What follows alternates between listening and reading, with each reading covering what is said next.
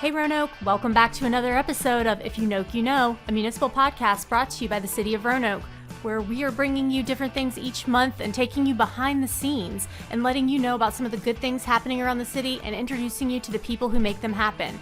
Today, you're going to need to get your bottle of water, pack your go bag, and get the heck out of Dodge because we're talking about disasters and how you prepare for them. This is the Prepareathon episode. We'll be meeting with representatives from the City of Roanoke's emergency management team and our Stormwater team, talking about an event that they will be hosting on September 16th at Berglund Center called Prepareathon. You don't want to miss this episode. All right, Roanoke, help me welcome to the podcast today, Laura Schmidt, our Deputy Emergency Management Coordinator for the City of Roanoke. Hi, Laura. Hi, Carol. Thank you for having me here. And Laura, what do you do with emergency management?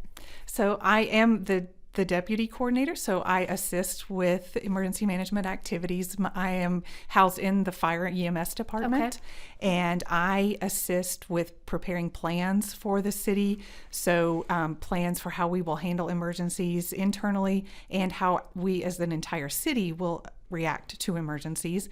We also work on hazard mitigation plans, so how are we going to lessen the impact of disasters in the city? That's really interesting. You're almost kind of in like doomsday mode. You're thinking about the worst that could happen and how do we make that better? And I guess, is that sort of the role of emergency management, to be prepared before it happens? That's right. Unfortunately, we have to use our imaginations and think of worst case scenarios. And then, okay, this is what could happen. How can we lessen the impact? How can we help our community recover quicker? And so, I know you probably can't go into detail, it would take too long, but what kind of emergencies does the city plan for or think about? Well, it seems to expand every year. Sure. The realm of disasters just tends to grow, but there are some more frequently anticipated disasters here in Roanoke. We certainly have experienced a lot of flooding in our history. Yeah. Winter weather with ice and just the impacts of road closures, because we don't get that much snow and ice, so we're not used to driving in it. So It's a much greater impact when we do experience that kind of winter weather. We also have to deal with the impacts of severe storms in the summer, the power outages and the wind that comes along with those storms. And I can only imagine, even as prepared as you try to get, the unthinkable things that happen, like the derecho years ago. I mean, I'm not sure if we would have prepared for something on that level because we hadn't really experienced it, or COVID. Who planned for COVID? That's right. If you look at plans prior to COVID, there was always the idea that there might be an epidemic or a pandemic, but how that was actually going to play out was far exceeded anyone's expectations. And I guess now going forward, that's something that you probably are planning and preparing for, of, you know, if heaven forbid, I'm knocking on wood without knocking on wood, everyone, but like heaven forbid something like that happens again, maybe we have a slight blueprint of how we would want to look at that. That's right. I think because we've experienced it, we're now far more prepared to handle it in the future. And so with emergency management and the plans that you're making for you and Trevor Shannon, who you work with, who do you work with in creating those plans? Do you create them yourselves, or are you collaborating with a lot of different people? It's definitely a collaborative effort. We could sit in a corner and write a plan and no one would ever know about it, and then it would be totally ineffective. So it's definitely a team effort. We would like to engage with all departments in the city, but it's also partnering with our stakeholders outside of city government. It's talking to our nonprofits and state level resources, but then also our community stakeholders, our community groups, faith-based organizations. There's so many people that are impacted by a disaster, but that can also play a huge role in responding. That's really interesting. I don't like to keep going back to the derecho. It was just one of the bigger things that had happened in a while since COVID for me. And I remember at that time I was working at social services, and we had to open the Berglund Center as an emergency shelter. So we were kind of coming in as volunteers from social services to run that center. So it really is that sort of collaborative effort from all over. That's right. Yeah, you don't think about all of the organizations that you need to have a good relationship with before the disaster hits, because you don't want to be trying to resolve all those questions in the middle of a crisis. You want to have all of that planned out ahead of time. And with those type of crises, so you make a plan, and we all know the best laid plans sometimes just go out the window. Sort of in a crisis situation, would emergency management be like a point person or a point team for other entities to kind of contact with and coordinate with, and what the next steps are? That's right. Emergency management would be part of activating our emergency operations center in the city. And so our role is coordinating. We're not going to be out putting out a fire or responding to the disaster, but we're going to be coordinating all of the people who are involved in the response. And I hope the answer is no, but since you've been in emergency management, has there been a situation that you've been activated on or that you've been pulled into? Not since I have been in this role. Before I was in this role, I served in a different capacity in the city, and I actually was part of an EOC activation for the flooding related to Hurricane Michael in 2018. The Emergency Operations Center was activated, and I came in and helped with some mapping for that effort. That's really interesting. Yeah. And at the time, were you in Stormwater or Public Works? Transportation, Public Works. Yep, yes, there we that's go. right. Mm-hmm. Yeah. And so it really does. It is that collaborative effort where, depending on what the situation is, anybody could have the skills to be a part of it. That's right. When we're responding to a disaster, we're pulling people in from departments across the city, purchasing, because we're going to be needing to spend money to address this disaster. Public Works is a huge player in this. Absolutely. Yeah. It's hard to think when you try to. I'm obviously not a disaster planner, but when I'm trying to go through that in my head, I'm like, purchasing, who would need, but absolutely. I mean, I need the people with the money. I need to know what we can do. Right. Yeah. And so would you happen to know how often situations, obviously emergencies happen without us, preparing for them, but how often do situations happen where an EOC is pulled together? Here in the city, we have not had an activation since, I'm going to say, well, the pandemic was an activation. Yes. So, but that's kind of an abnormality. Typically, one activation a year. 2018 was an odd year. There were actually 4 activations, but typically one or none in a year is common for us here in Roanoke. Other places, it can be very different. And so a lot of emergency management is that preparing, is that planning, and knowing that, if we have to do this, we know we at least have a direction that we're going in. That's right. And actually, the city just completed a tabletop exercise that was put on by the State Department of Emergency Management, and they helped our region do an exercise where we activated our EOC and brought city personnel in and walked through some questions. Okay, what would in this situation, how would we respond? Who would need to be in the room? And it was a great opportunity to practice, ask some questions, realize where we might have some training gaps. Absolutely. Yeah, because I even think from a communications perspective, there are a lot of people both in the city, but also I think since 2020 with the Great Migration, there's a lot of turnover and a lot of roles. And so there are people who may not have had to experience that. And yeah, what are those gaps and how can we prepare for it before it happens? That's right. Yeah. And so speaking of preparing, that gets us right into Prepareathon, which is an event that the city of Roanoke is hosting between emergency management and our stormwater department. What kind of things can people expect if they come out to Prepareathon on September 16th from 10 to 2? I think they will get the opportunity to talk with a lot of people who would be part of responding to a disaster. The Red Cross will be a great resource there to understand what's the Red Cross role when we have a disaster. The Red Cross has great resources for how to be prepared. There are people from emergency management at the state level, and Virginia Tech Emergency Management is going to be there to talk about how they help higher education prepare for disasters. And then a lot of our local resources like the fire department Swiftwater Rescue team will be there. I think it's really exciting to see what a skilled team we have here in the city. We're very blessed to have that right as a resource. I love seeing the training photos from the Swiftwater Rescue team and the type of scenarios that they put themselves into just so they can prepare in case they have to be deployed. That's right. And obviously with flooding being one of the most common natural disasters that we would probably face here, it's nice that we have them, and we appreciate you, Swiftwater Rescue Team. Absolutely. And so If you had to pick one thing that would be really fun and interesting for folks if they're coming out to Prepareathon, what's the one thing that you think, hey, if you come to our event, this is the thing you should do? Oh, there's several things. I think we're planning to do a bingo where you'll be able to get stamps for visiting different booths and then be entered to win prizes. So I think that's just going to be fun and a great way to encourage you to interact with all the amazing vendors that we'll have. I think it's going to be a great opportunity to, we call it touch a truck, but to go out and actually see our apparatus and talk to the people who operate them and understand what their daily work life is like, what they have to do to train to be ready to respond. I think that's going to be a great opportunity. We also have, I think, 2 different people who will be demonstrating drones and how we use drones in emergency management and in responding to disasters. Stormwater makes great use of drones. So to be able to understand how we're constantly adapting new technology. That's great. Yeah. And the more technology we can use to make the job easier to prepare for these emergencies, the better.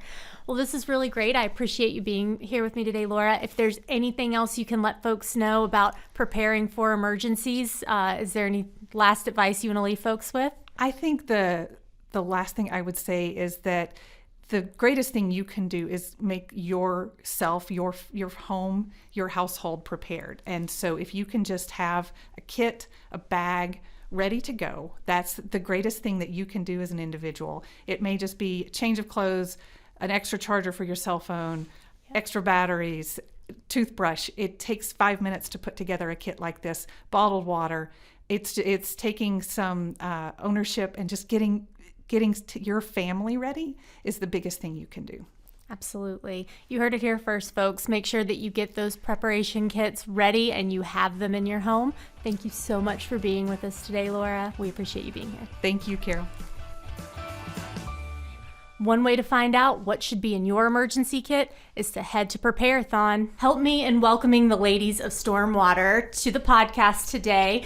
With us, we have Mckenzie, Gwyneth, and Rachel. Ladies, if you would introduce yourself to the podcast. Hi, I'm Rachel Pence. I'm an environmental specialist and CRS coordinator with the City of Roanoke Stormwater Utility. Hi, everyone. I'm Gwyneth Martin. I'm also an environmental specialist with Stormwater Utility. And I'm Mckenzie Brocker. I'm the water quality administrator for the Stormwater Utility at the City of Roanoke. And ladies, how long have y'all been working with Stormwater? How long have you been with the city? Mckenzie, I've been here 7 years actually this year. Fantastic. Congratulations. I've been here about a month. Gwen's new. And it's Gwen. Can we do Gwen or Gwyneth? Gwen is fine. Gwen is yeah. good. Gwen's new. We were excited to have her. And what about you, Rachel? GoFest will mark my 2-year anniversary with Stormwater. Perfect. So we've got a lot of varying experience here. We have Stormwater with us today because we are talking Prepareathon. We are talking disasters. And I don't know that I would necessarily combine stormwater with disasters, but why don't you guys kind of tell me a little bit about how stormwater fits into the Prepareathon theme? Definitely. Well, stormwater is definitely connected in terms of flooding. That's kind of our focus and what we think about. And we do a lot with water quality. We're the water quality team, but another aspect of the stormwater department is, maintaining our flooding systems, our infrastructure, keeping that clear and moving water out into our streams, but also letting people know about their flood risk and flood insurance. And, Rachel mentioned CRS coordination. That's a big program we have at the city to kind of help give people benefits for their flood insurance. So, with Prepareathon, we're focused on flooding for sure, but it's also going to incorporate a lot of other natural disasters and risks and fire EMS and safety. So. And Rachel, what is CRS? What does that stand for? CRS stands for Community Rating System, and it can be a component for FEMA's National Flood Insurance Program, which the city does participate in. And because the city goes above and beyond the minimum standards set by the NFIP or the National Flood Insurance Program, we can get discounts to residents that live in the floodplain or outside of the floodplain based on the amount of activities, outreach, and programs and projects that we do under the NFIP and CRS program.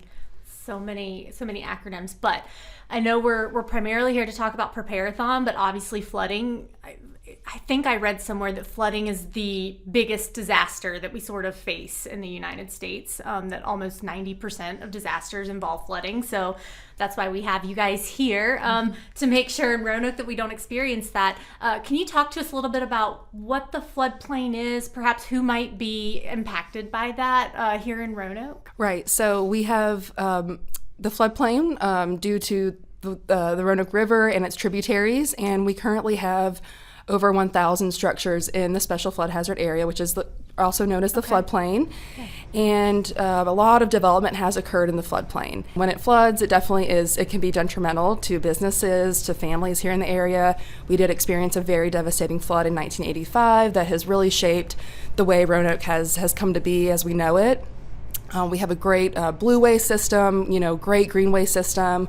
We engage with the Army Corps of Engineers to create these kind of excavations called bench cuts to allow our floodplain to access, to allow waters to access the floodplain. And we've done a really, really good job of trying to mitigate risk in the city. But of course, we know with climate change and heavier precipitation, more intense storms, we know that flooding still is a risk in our area, and so we want our residents to be prepared. One of the most basic things that I think I heard Mckenzie say working with her once, that when you hear it, duh, but you don't really think about it till you hear it, is that where there's water, you can have a flood. If there's a river, the river can flood. Right. And obviously the river is, such a big part of our natural infrastructure going through Roanoke. What types of things does stormwater do to kind of help mitigate that flooding risk? Yeah, there can definitely be, a wide variety from like long-term plans, from short-term maintenance actions to, just education and outreach and the CRS program like Rachel talked about. There's policy and practical actions that we take. So, some long-term engineering things are things like the bench cuts, big projects like that, or, expanding the size of our infrastructure, upsizing piping, big engineering projects such as that, as well as, we have these big Vactor trucks. That's like basically a big vacuum that goes out around town and it sucks up debris. There's a lot of simple things that just clog up our drains that we don't think about. The branches, balls, plastic, trash can get into our drainage systems and block it up, and so they go out and try to maintain that. And we only have 2 Vactor trucks, and there's about 10,000 inlets in the city, so they keep pretty busy. Only 10,000? Only 10,000. Wow. So that's, ongoing all the time, as well as, repairing those. We have camera trucks that go out and camera our lines, and they look for, cracks, failures of the pipes, anything that needs to be fixed, as well as just mapping where infrastructure is. A lot of what Stormwater does is kind of just figuring out where infrastructure is, because, especially downtown, a lot of that's really old. It's a really important area for us, and, we mentioned, flooding as a risk for the city, so downtown is really built on an old wetland and a stream. There's a stream that runs under downtown, so part of the problem with downtown is, it wants to flood. That's the floodplain. That's where it should be. It wants to go through there. There's a lot of water going through there. There's a lot of springs. So it's a difficult area to manage. And there are plans. There's kind of actually going to be working on the first stages of expanding some of our drainage down there, big engineering projects to do that. There's been thoughts on, are the places we can install kind of rising flood walls or things like that, kind of adaptive approaches that, you wouldn't have to do a big project, but could kind of come up when there's a flood to protect property. So there's some kind of ideas floating around, and maybe some ways we could incorporate green infrastructure to try to add more trees, and kind of bioswales and other water quality features downtown as well to deal with flooding. But a lot of that's still kind of trying to get sorted out and figure out how the best way we can do that. It's a difficult area. There's a lot of old infrastructure. There's a lot of buildings close together. There's a lot of things to consider, so it's kind of still underway. Of course, yeah. That's interesting that there's a stream that runs underneath it that it just wants to flood because there's water there. I don't know that I knew that. What's the name of the stream that goes under downtown? It's called Trout Run. Trout Run. Like the fish. Okay. Okay. The more you know. Yeah. I like to learn more about that. So before we kind of jump into Prepareathon, one thing that's kind of striking me looking at the three of you is the women of Stormwater. Is it common to sort of have a lot of females in this particular department, in the Stormwater department? That's a good question. I mean, I think we have more females now than, the past 7 years I've been there, I guess. But since I've been there, there's always been some. But we definitely increased the female presence, which has been awesome. Of course. Of course. But I would say the Stormwater department has been pretty diverse from its start. But it's a young department as well. We only started in 2014. Oh, so the actual department itself didn't come about until 2014. That's right, yeah. Oh, wow. So you guys are really making a lot of strides and leaps right now because you're not even 10 years old. Yeah, we're just still a little baby. Little babies. Baby department. Well, wow, and thinking of that, I mean, you've almost been with Stormwater since the beginning, Mckenzie. Yeah, almost. I'm one of the, I'm not that old, but You're I'm one of the OG. senior employees. Rachel, what brought you into Stormwater? What got you interested into this type of work? I've always been really interested in water quality and never really had a lot of background in floodplain management or flooding issues. So it's been a new kind of a role that I've stepped into, managing the CRS program, learning a lot about our floodplains and kind of embracing that and just trying to get the word out about risk and trying to communicate adequately what the risk is and trying to get people prepared. And I've really enjoyed it. I've learned a lot about the flooding history in Roanoke, how flooding has really shaped our community and how we function and how we address these issues. And I've learned a lot, and it's really exciting work, and I really understand the importance of it, and I want to share that with our community. Well, when you talk about the flooding history in Roanoke, I mean, I do think everybody over the age of 30 probably has a story about the flood of 85 or has a benchmark where you can say, oh, it was like this, but then the flood of 85 happened. And, I literally this year learned the name of the hurricane that caused the flood of 85 because I didn't even know that. I just knew that there was a huge flood. What type of work does Stormwater do with sort of going through that history or archiving that history? Is there anything that you guys do for that piece of it? So Stormwater, this was prior to my time, but they have put together a really comprehensive ArcGIS story map, which is kind of a narrative way to display information and data. So we have a lot of maps on there. We have news stories from the time, aerial footage of the devastation of that day and that week that led up to the devastation of November 4th, 1985. We do have some quotes and some stories that we have worked on compiling because, as people get older and generations, move on, those stories are getting lost. And so we want to do our best to try to archive those and capture those stories and those experiences. So in the past, we've put out calls for people to come, tell us your story, tell us about your experience living through that day and that devastating time. And at Prepareathon, also, we'd like to invite people to come share their stories as well with RVTV, have a room set up to record so we don't lose these stories over time. Absolutely. Well, since you mentioned it, let's jump right into Prepareathon. Who wants to tell me what Prepareathon is? Gwen. Hi. Hi. I haven't heard much from you. Why don't you let us know a little bit about Prepareathon? Well, as far as I understand it, and Rachel and Mckenzie can jump in, again, I've only been here a month, but it seems like Prepareathon is sort of meant to be this annual or semi-annual event where, the city really comes together, like Rachel was sort of saying, to prepare folks for these flooding events that tend to happen in our area.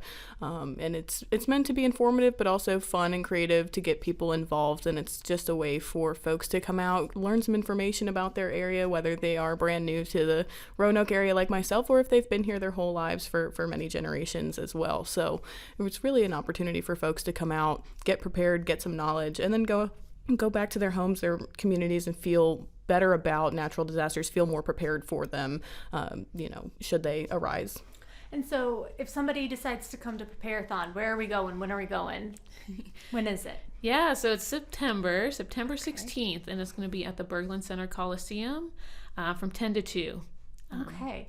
Okay, so a nice Saturday afternoon in Yeah, September. you know, we're gonna have a little bit of food there, some fun things for kids, you know, big trucks and equipment, you know, hang out with the fire EMS, see our rescue teams, but also learn about preparedness, get some resources, and yeah, we really want this to be fun, but also give people resources so they can build confidence and being prepared for the future. So getting those resources, who's going to be there that, you know, if I want to come to Prepareathon and get more information and get prepared, who can I talk to when I get there? So we will have representation at the federal, state, and local levels. FEMA will be there. They have specialists that will be available to talk about insurance with you if you have questions about insurance and how it works, if it's required, depending on where you live, potentially in the floodplain. We'll also have the Virginia Department of Emergency Management there to talk about their emergency preparedness programs, and so they're, you know, a great resource to be able to connect with. We'll have Red Cross there from Disaster Services. Virginia Department of Health will be there as well. They'll have nurses on staff, people from their environmental health field. Healthy Homes Roanoke will be there, and Lead Safe as well. Okay. They do really great work, so they're going to be a great resource for people.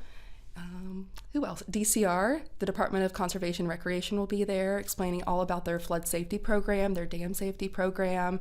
They'll have some really cool interactive tabletop watershed kind of models, which will be really cool. Those. Yeah, and so we'll also have people from the floodproofing business as well. So people that can help you figure out if you need flood vents to help, you know, with flooding. Who else will be there? Sounds like a lot of people. A lot of will be people, there. yes. We're gonna have a lot of vendors, and they'll sort of be set up like at tables, so it's not like, oh, you have to be, you know, at this table at 2:00 or at this table at 10:00. You can kind of have the autonomy to go as you'd like. Absolutely, yes. There's no, you know, set times for presentations. Please come as you are. 10 to 2. Yes. Maybe come before 2. Like, you know, get there at 1:30 so you have some time to walk around. And so we have all this information, but Mckenzie, as you were saying, there's also going to be a lot of fun stuff there. So it's also going to be not only informative, but sort of a fun way to maybe get younger kids out and to get them, you know, kind of interested or learning more about different ways that they can, you know, prepare, or that they can understand what's going on. What's going to be available for kids specifically? Sure. So we're kind of trying to create the similar type of feel. I don't know if anyone's been to a Touch a Truck event or the ride and reads that the libraries do, to have some fun, you know, a lot of cool trucks and equipment are used for safety and preparedness. So we want to bring those out, show those off. But also, you know, that's a fun things for kids to come and look at and learn about, while the parents are kind of getting some good information. We're also going to try to have, you know, maybe some craft tables, things that, you know, you kids can sit out while you're learning a bit more about maybe some insurance, not so exciting for kids. You know, maybe like a photo. Yeah, I know. Yeah, sit them down, have them read that. Have them read the fine print. Yeah. Uh-huh. We're going to try to have some photo booths, opportunities to kind of hang out with the rescue team, take some pictures, maybe. I don't know if we're going to get a bouncy house. We're working on it. And then, you know, we'll have some ice cream and snacks, things like that. So it'll be a good time. Yeah, that sounds like a really fun time, but also a good time to kind of understand more about the city that we live in and ways that we can make it safer to live here for all of our residents. What would you say, we've had Prepareathons before. What would you say, have any of you been to them? Have you been to a Prepareathon? So yeah, I'm the most senior person. I'm the last one at some of the Prepareathons before. So I think the first one was either 2018 or 2019. So they're fairly new. Yeah, it's pretty new that the city has been trying to do this, and we kind of got derailed in 2020 with COVID, as a lot of stuff did. We did try to do it virtually, and that was kind of fun, but it is, you know, it's a hard event to do virtually. So we're excited to get back out, be in person, be at the Berglund Center this year. This is our biggest venue. The first one was at the Center in the Square, which was also really nice to get, you know, people downtown. But it'll be a good change, and we're excited to bring it back and try to make it really big and fun. Berglund will be a really great venue to get all of those trucks there. Yeah. I'm probably going to get this wrong. Is it FEMA or VDM that's bringing the big, like, RV? VDEM. Yes, they're bringing their mobile response unit. Oh, wow. Yeah. Big monster. And I've heard it's just this huge, like, space age command center. And that'll be really fun for kids to kind of get to look around and see what it, well, and fun for me. I say kids, but fun for 37-year-olds. So we're really excited We're about excited. the trucks. It's really, it's mainly for us, but the kids too. Exactly. We say it's for the kids, but we all know it's for the 25 and up. And VDOT will be bringing a lot of large equipment and vehicles as well. And Stormwater, of course, will have all of our really fun equipment there as well. Our sweepers and vectors. I was about to say factors, yeah. And the sweepers, I love the sweepers. Aren't they kind of set up almost as like one of those like 3-wheeled motorcycles? Like it's like they got one big wheel and then the 2 wheels in the back, so that they can kind of like go around curves really well. Yeah, they can and spin really tight. Yeah, Yep. yeah. It's always interesting riding next to them because they've just got such interesting mobility for a vehicle. Yeah. I love those. Yeah, so when we kind of talk about disasters, obviously flooding's a big one. What are some other disasters that people might want to prepare for here in the valley? Are there other things other than flooding that might get touched on? Yeah, I don't know if you want to talk to it, Rachel, if you've talked with Trevor, but yeah, I would think, things like fires. We don't really have as many earthquakes or tornadoes, but we do have them. we do have them. Just earlier, I think in August, there was the thing that never happened, but there was the conditions were right for another derecho. Right. And for anybody who was around the last time we had one, I was out of power for 10 days, so I consider that a disaster. Yeah, I would say windstorms can even be a thing, even if it's not a full tornado, loss of power, and loss of access to resources, even if it's not an acute kind of disaster, has definitely affected our area in the past. Yeah. So I guess definitely those windstorms, potentially like maybe snowstorms, not even a blizzard, but just a snowstorm where you're kind of stuck. There's not a lot of mobility. Right. Got those hard temperatures. And you mentioned what I think is a really great disaster, maybe great disaster isn't the right way to say it, but something that I wouldn't have thought of because you had COVID derailing everything and sort of having those, illness type of disasters. I don't think anybody prior to 2020 would have seen something like that coming. And so kind of knowing how to prepare for that type of disaster is something that I think is more on people's minds now than maybe it would have been even, a couple years ago. Yeah, definitely. That's kind of fresh in people's minds. So, it's always better to be prepared. We say disasters don't plan, but you can. So, while we're thinking about that stuff now, it's better to get kind of on board and start getting yourself prepared rather than be kind of thrown off guard by something who would have predicted COVID? But, now's the time to be looking ahead and kind of making sure, okay, what do I have in my house if something were to happen, Do you have your toilet paper? So you have toilet paper before the prices go up again. That's right. And if they do, perhaps you've got your discount on your flood insurance to, offset the cost. So as we kind of wrap this up and get everybody excited about going to Prepareathon, Rachel, what would you say is a sort of top tip or number one thing that people can do if they're trying to be prepared for a flood? Well, I would say definitely make sure you have a kit ready to go with all the supplies that you and your family might need to stay not only safe but comfortable in that situation. Think about fresh water that you're going to be drinking, food, a can opener to access the food. If you have a pet, what do they need to be comfortable? Do you need a blanket? Do you need some cans of cat food? Or do you need a bag of dog food? Do you have batteries? Do you have a flashlight? Do you have a first aid kit? All these things to make you and your family comfortable. That's the biggest tip I can have is have a kit ready to go at the door. Fantastic. Gwen, I know that you're only a month or so on the job, but what would you say is a great tip for somebody looking to prepare for a disaster?